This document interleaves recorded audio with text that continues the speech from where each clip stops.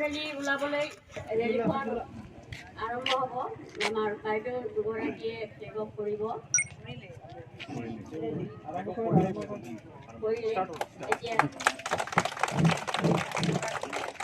सही पसंदेश रोशन देश रोशन देश सही पसंदेश रोशन देश रोशन देश सही पसंदेश रोशन देश रोशन देश शिशु श्रमिक बंद करो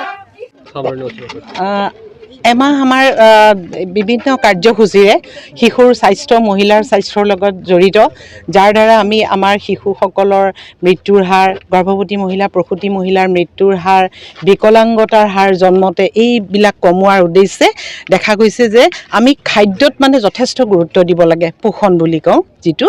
গতিকে সেই উদ্দেশ্যে আমাৰ সমগ্ৰ ভাৰতবৰ্ষতে এই অভিযান এমহীয়া কাৰ্যসূচীৰে ছেপ্টেম্বৰ মাহটো পাতিবলৈ ঠিক কৰিছে।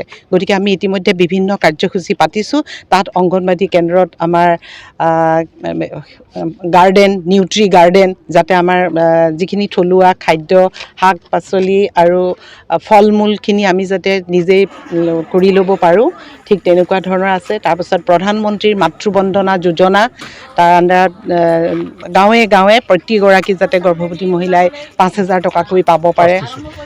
ফাৰ্ষ্ট দিছোঁ প্ৰথমটো সন্তানৰ কাৰণে, মাকে ভালকৈ খোৱা বোৱা কৰাৰ লগতে শিশুটো যাতে কোনোবা হস্পিটেলত ভালকৈ তাক জন্ম দিব পাৰে, ইনষ্টিটিউশ্যন ডেলিভাৰীৰ পৰা আৰম্ভ কৰি গোটেইখিনি স্বাস্থ্য সম্পৰ্কীয় এটা শিশুৰ 6 বছৰলৈকে আমি প্ৰি স্কুল এডুকেশ্যন দি পেলাই উলিয়াই দিয়া আমাৰ দায়িত্ব।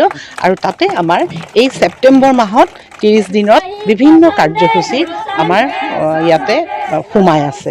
গতিকে আচল উদ্দেশ্য শিশুসকলৰ এটা সুন্দৰ ভৱিষ্যত, শ্ৰেষ্ঠ মানৱ সম্পদ কৰি তেওঁলোকক গঢ়ি তুলিবলৈ গৰ্ভ অৱস্থাৰ পৰা 6 বছৰলৈকে যিমানখিনি কাৰ্যসূচী কৰিব লাগে, অকল আমাৰ ডিপাৰ্টমেণ্টেই নহয়, medical department, public education department, public health engineering department আৰু ৰাইজ, বিশেষকৈ সকলো ৰাইজ গোট হৈ আমি আগবাঢ়ি যোৱাটোৱে আমাৰ এই সুখনৰ উদ্দেশ্য।